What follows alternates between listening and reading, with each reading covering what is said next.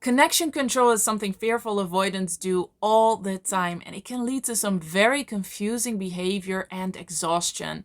I am Pauline Timmer. I am an expert on healing the fearful avoidant attachment style specifically, and I've helped over 3,000 fearful avoidants heal in the past 7 years after healing this attachment style myself completely. And I am so happy you are here because connection control is so central to the fearful avoidant attachment style, and you probably don't even know you're doing it constantly all the time, and you wonder why you're exhausted.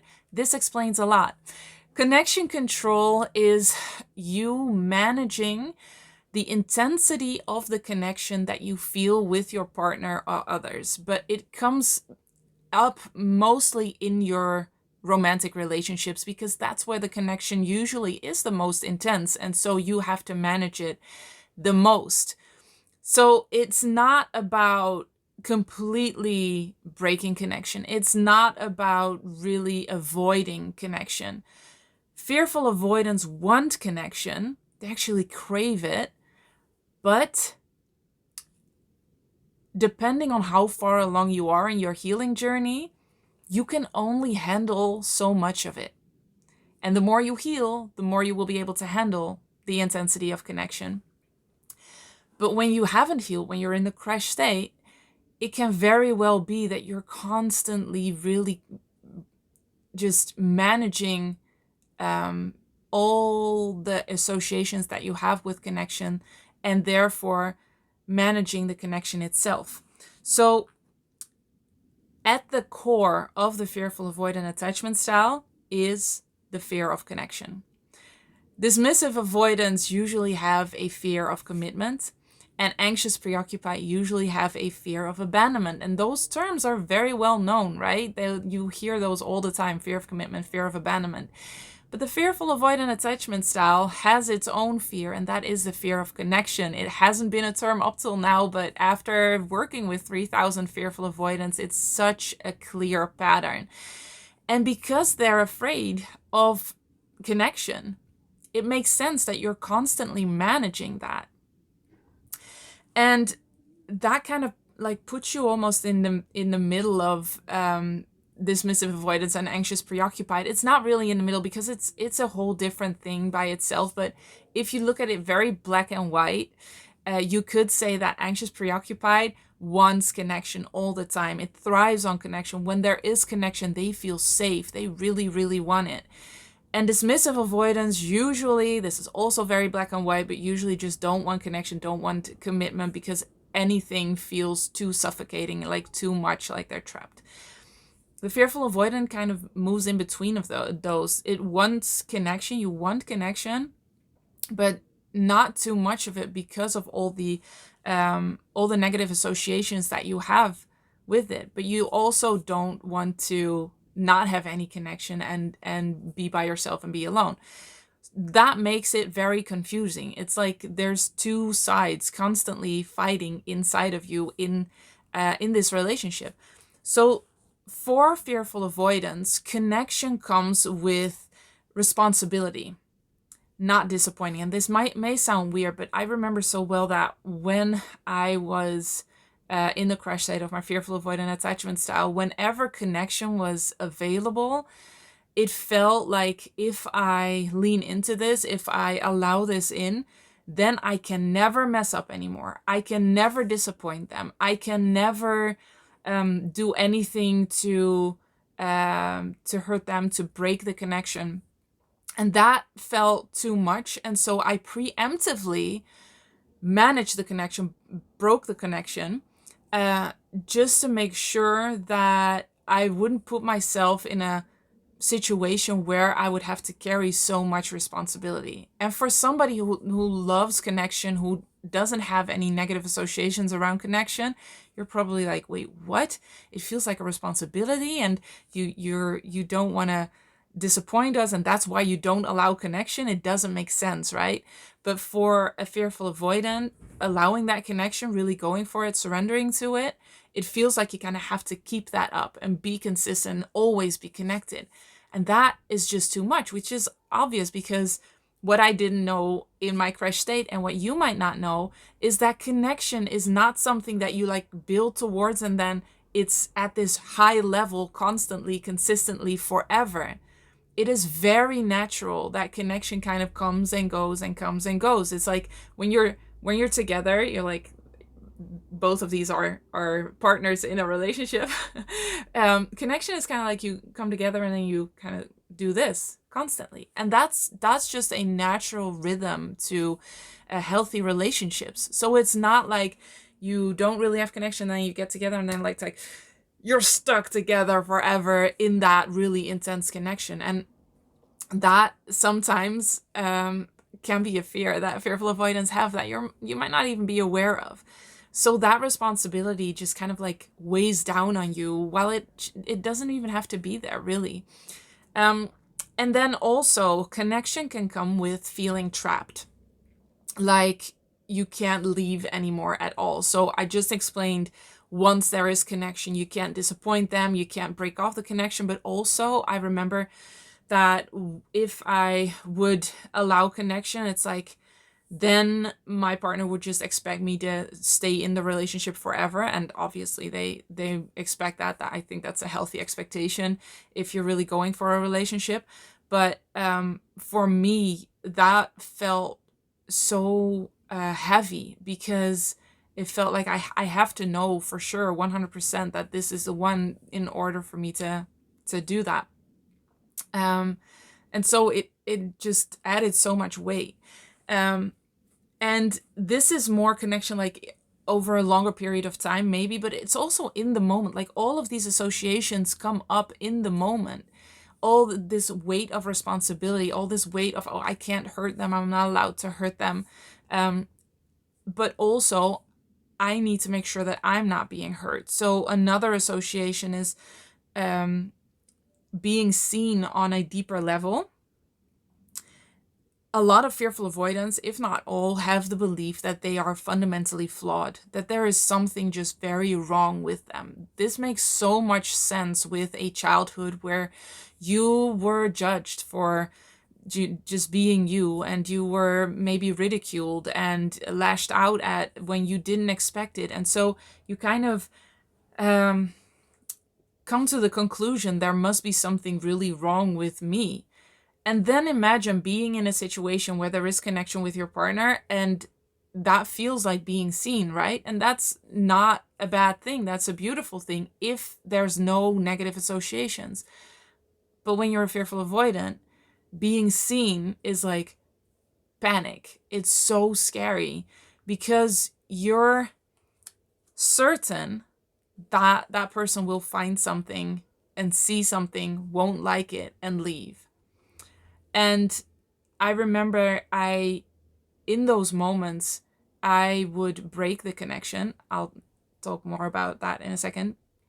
At the moment I started being scared of that, he would really see me. And I remember thinking, I don't want that to happen, because he was such a good guy and such an amazing person. I'm married to him now, by the way, so we're still together. And he's still an amazing person. But my reasoning was that if he would see I'm fundamentally flawed, like if he would see something and then abandon me, I will be lonely forever. Like I will not find anybody else ever again that will kind of put up with me. And I thought that was just the truth. I didn't see that that was low self-worth, low self-esteem. I knew I had those, but I didn't know this was a symptom of it. I just was convinced that if I would let him get too close, like if the connection would get too intense, I would be seen completely, and he would find something and see something that he wouldn't like, and he would abandon me, because that's what it felt like growing up. And so I was just convinced that that would happen. And so I was just constantly managing the intensity of the connection, the amount that he would see me, how close he could come or not. And so you do that by connection breaking. And I made a video about that prior to this one. So look it up if you're interested. But you manage the connection and the intensity of the connection consistently by breaking the connection and then kind of like seeking out connection again. And that can differ from moment to moment. So right in the moment when you're feeling very connected, all of a sudden this wave of negative associations comes over you. You're like almost panicking, and then you do something to break the connection, like pick a fight, become judgmental, physically kind of like back up, start shutting off and having thoughts in your head. It could also just be thinking about all the things you still have to do, like your partner is kissing you and you're like, oh no, but I have to do the laundry, I have to do this. This was one of the comments under the video last weekend. That was such a good one, because it can be so subtle the way you break the connection. And just to be clear, I think everybody has this to some extent. We're always to some extent managing connection. All of us, even very securely attached people, can do that. And even anxious, preoccupied, who kind of want connection and really like it, they're still also managing connection. So it's not just the fearful avoidant that does that. It's that the fearful avoidant does it the most intensely, because the associations that come with either connection or not having connection feel so heavy. So it's the I think it's the most exhausting for the fearful avoidant, because there's just so much weight that comes with it, with connection, and therefore also with managing connection. For a secure attached person, it's like, oh, this kind of feels a little bit uncomfortable, and so I'm kind of like making sure the connection is lessened a little bit. For a fearful avoidant, it's like, this is danger, like my life is in danger feeling. So the feeling that comes from it, that is just way more intense. But you can absolutely heal this. Just to be very clear, you can absolutely 100% heal this. And the more you've healed, the more connection you can allow. And that is just such a beautiful process to witness and to experience, that it's almost like your, how do you say that? Your capacity to connect and to connect deeper and deeper, it kind of widens and expands. And when you heal more and more, all of a sudden, connection starts feeling good. It just starts feeling very nourishing and beautiful. And you're like, oh, wait, this is also possible. That's interesting. And then you don't need to manage it anymore consistently. I was going to say also, fearful avoidants tend to fall for emotionally unavailable people. And one of the reasons is connection control.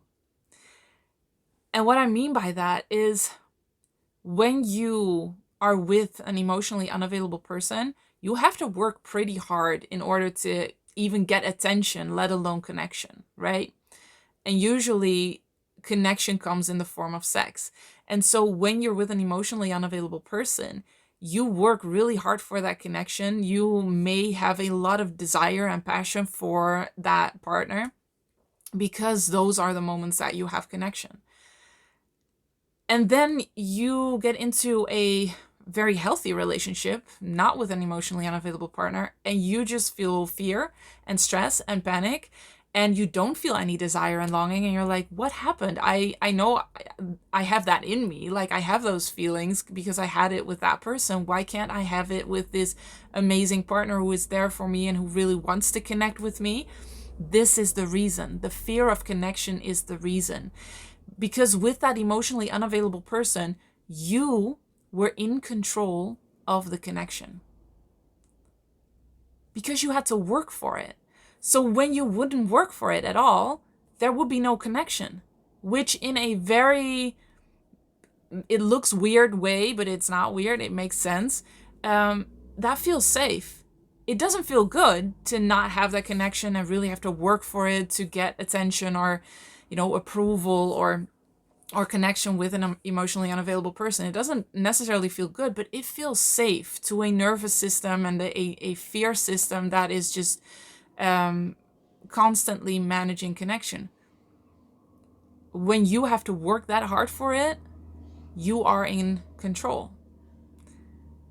But then when you're in a healthy relationship with somebody who is very willing and open to be in a relationship with you or in connection with you, all of a sudden, you have to manage the connection. You have to put up boundaries, for instance. You might have to say, oh, wait, this feels a little bit too intense. Can we slow it down a little bit? And that is something you haven't learned. You haven't learned how to set up boundaries. You may have learned that putting up boundaries is selfish and cold, and you shouldn't do that. So that feels scary. And then you are definitely not going to desire and long for a partner that is already willing to connect with you, because then the connection becomes overwhelming. So not feeling any passion, not feeling any desire for your partner is actually a way you are controlling the connection, because that kind of creates the distance or the intensity of a connection that you feel safe with.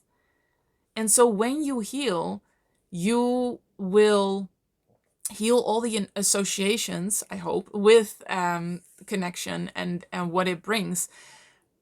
And then it starts to feel good and it starts to feel lighter, and you can handle more connection. You can handle the higher intensity of connection. And then you start longing for your partner.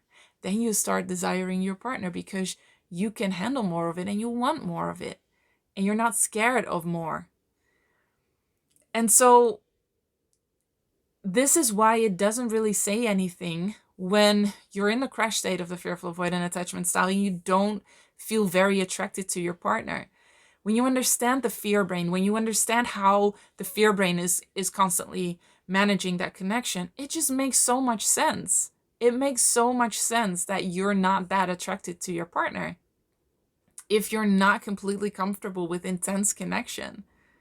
You're not going to be very attracted to your partner. When you heal that, when you are comfortable with intense connection, that attraction comes and it grows, and it can grow for a lifetime. This is just such a beautiful adventure that you can go on together and grow in and connect deeper and deeper. If you know what to heal, if you know what you're looking for, if you know that you're scared of connection and how to release all those negative associations. And that is something I think that is missed so often with the fearful avoidant attachment style. And it is obviously something that we do in Healed and Happy, the online program. You heal all the associations around connection, so that you can feel how good it feels. You can feel how nourishing it is to actually be connected. You can feel what it feels like to crave even more connection and to really just want to be as deeply connected as you can. And that has such a beautiful impact on your life, on your friendships also, but on your relationships, on your sex life, on all the feelings that you're allowing inside of yourself, because you're not repressing them to control the connection.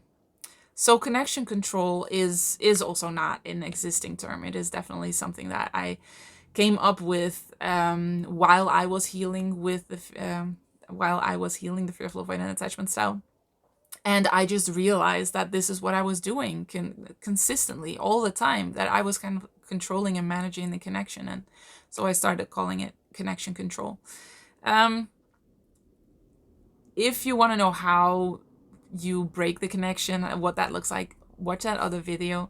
And if you're wanting to heal the fearful avoidant attachment style, please go to the resources page. We made a whole resources page just with guides and all sorts of really, really helpful things based on the experience of helping so many fearful avoidants heal.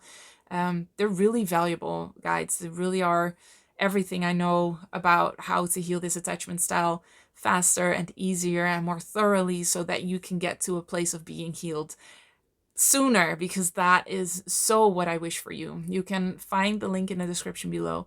And as always, I am so happy you are here. Please let me know in the comments below whether you recognize this dynamic, even if you hadn't had a term for it yet.